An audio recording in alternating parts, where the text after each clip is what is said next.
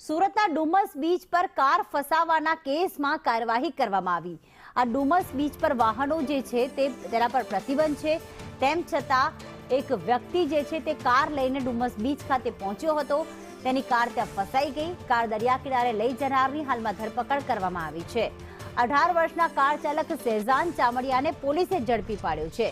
આ કાર ત્યાં ફસાઈ ગઈ હતી અને તેને ક્રેનની મદદથી બહાર કાઢવામાં આવી, પરંતુ અહીંયા સૌથી મોટો સવાલ એ થાય છે કે આખરે કાર તેને લઈ જવા માટે કોણે પરવાનગી આપી।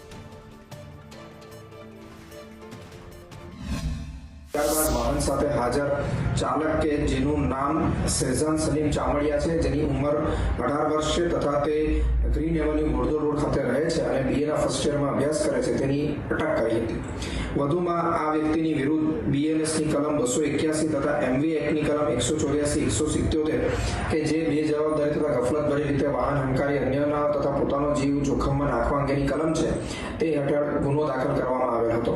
એટલું જ નહીં, પરંતુ ભવિષ્યમાં આ પ્રકારની વ્યક્તિઓ આવું બેજવાબદારીભર્યું કૃત્ય ન કરે એ હેતુથી આ ગાડીનો જે કંપનીનો વીમો છે તે કંપનીને પણ જાણ કરવામાં આવેલ છે તથા આ વ્યક્તિનું લાયસન્સ કેન્સલ કરવા અંગે આરટીઓને પણ રિપોર્ટ કરવામાં આવેલ।